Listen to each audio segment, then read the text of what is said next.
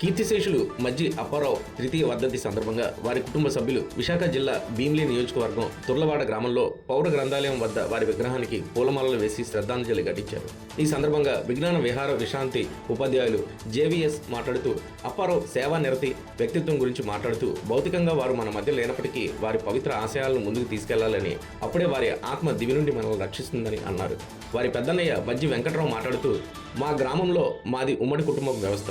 మేము త్రిమూర్తుల వలె ఉండేవాళ్ళం. 2023 ఫిబ్రవరి 9న విధి వక్రించి నా సోదరుడు అప్పారావు శివైక్యం చెందడం మా కుటుంబానికి గ్రామానికి తీరని లోటన్నారు. గ్రామ ప్రజలు అభిమానులు కలిసి అతని విగ్రహం ప్రతిష్ఠించి అతని పేరున అనేక సేవా కార్యక్రమాలు నిర్వహిస్తున్నామన్నారు. అందులో భాగంగానే ఈరోజు విశాఖపట్నంలో మధురవాడలో గల వైజాగ్ వృద్ధాశ్రమంలో 12 గంటలకి అన్నదానం నిర్వహించాం. ఈ కార్యక్రమంలో మజ్జి శారద ఎంపీపీ ఆనందపురం మండలం వారు మాట్లాడుతూ వారి సేవలు కార్యనిబద్ధతను కొనియాడారు. అలాగే గ్రామ పెద్దలు బాలి సన్యాసి నాయుడు, బాలి రవి, బాలి అప్పలరాజు మరియు వానరాసి రవి తదితరులు పాల్గొన్నారు. మజ్జి అప్పారావు గారి తృతీయ సంస్మరణ దినోత్సవ సందర్భంగా విశాఖ వృద్ధాశ్రమం అయినటువంటి ఈ ఆశ్రమంలో వృద్ధులందరికీ కూడా సేవా కార్యక్రమంలో భాగంగా మధ్యాహ్న భోజనాన్ని అందజేసినటువంటి వారి కుటుంబ సభ్యులు వారి మీద ఉన్నటువంటి పరిపూర్ణమైనటువంటి భక్తి విశ్వాసములతో, అలాగే మజ్జి అప్పారావు గారి తాలూకా దైనందిక జీవితం, వారు ముగ్గురు సోదరులు వెంకట్రావు గారు పెద్దవారు, ఇతను రెండో వారు, మూడవ వారు సత్యనారాయణ గారు. వీరు కుటుంబ సభ్యులు అందరూ కూడా ఉమ్మడి కుటుంబంగా ఉంటూ వారి ఇంట ఏ చిన్న కార్యక్రమం జరిగినా ఒక పెద్ద పండుగగా జరిగేది. కానీ ఈ మధ్య 2023లో వారి నిష్క్రమణ అనంతరం కుటుంబం కొంచెం కలత చెందింది. అయినప్పటికీ వారి పేరిట స్వగ్రామంలో తర్లువాడలో ఒక గ్రంథాలయాన్ని స్థాపన చేసి వారి శిలా విగ్రహాన్ని వారు ఏమోనొచ్చి 50 మంది ప్రజలు వారి పట్ల ఉన్న ఆదర అభిమానాలతో అక్కడ ప్రతిష్ఠింపజేశారు. ఆ కార్యక్రమం కూడా నా ద్వారా జరగడం నాకు చాలా కష్టతరం అయినప్పటికీ కూడా ఒక విధంగా ఆనందం పొందాలనేటువంటిది నేను నిజంగా చెప్తున్నాను. ఎందుకంటే అటువంటి సేవా దృక్పథం కలిగినటువంటి వ్యక్తి ఎటువంటి జాతి మత కుల భేదాలకు అతీతంగా ఆయన సేవలు కొనర్చారు. ఆయన 3వ వర్ధంతి సందర్భంగా ఈరోజు అనేక సేవా కార్యక్రమాల్లో భాగంగా ఈ కార్యక్రమం విశాఖపట్నంలో 50 మంది కుటుంబ సభ్యులతో వచ్చి ఈ ఆశ్రమంలో అన్నదానాన్ని చేయడం అనేటువంటిది అన్నం పరబ్రహ్మ స్వరూపం.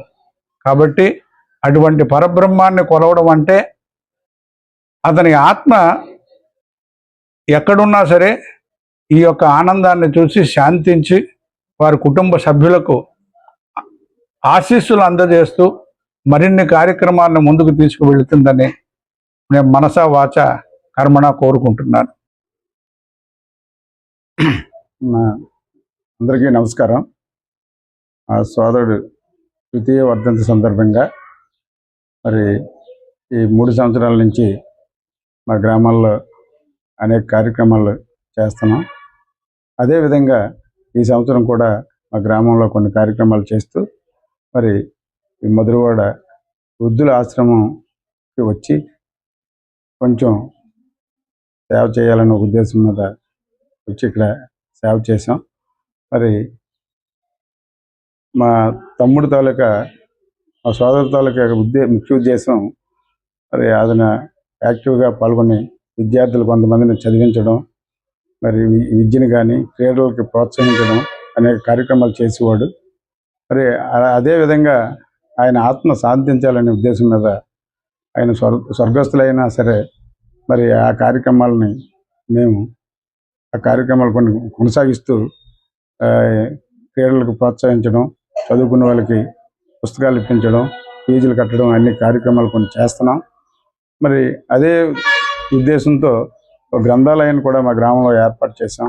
మా సోదరుడికి ఆత్మశాంతి కలగాలని, అతని కార్యక్రమాలు ఎలాగే కొనసాగాలని మంచి ఉద్దేశంతో ఇవన్నీ ఏర్పాట్లు చేశాం. మరి ఆయన ఆత్మకి శాంతి కలగాలని ప్రార్థిస్తూ మరి మా మిత్రులు రవి గారు, తర్వాత అలాగే మా గురువు గారు జేవిఎస్ గారు, వీళ్ళందరూ ప్రోత్సాహంతో ఈ వృద్ధుల వచ్చి ఈ కార్యక్రమం చేయడం జరిగింది. అందరికీ నమస్కారాలు తెలియపరుస్తూ ముగిస్తాను. అందరికీ నమస్కారం.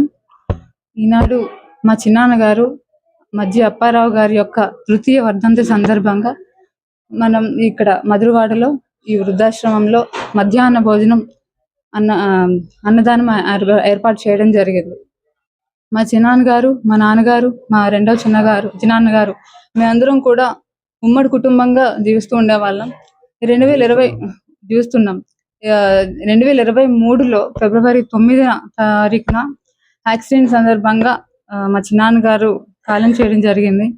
ఆయన ఉన్నప్పుడు మొత్తం మా ఊర్లో నిరుద్యోగులు కానీ, చదువుకునే ఆశయాలు ఉన్న వాళ్ళని కానీ, చిన్నపిల్లల నుంచి ప్రతి ఒక్కరికి కూడా వారికి చదువు అందించే విధంగా చాలా చేశారు. ఇంకా ఇప్పుడు ఆయన ఆశయాలని కానీ, ఆయన సేవా కార్యక్రమాలు మేము ఆయన ఇప్పుడు మాకు భౌతికంగా లేకపోయినా మేము కొనసాగించే ధైర్యాన్ని అందరూ కూడా మాకు ఇవ్వాలని కోరుకుంటున్నాను.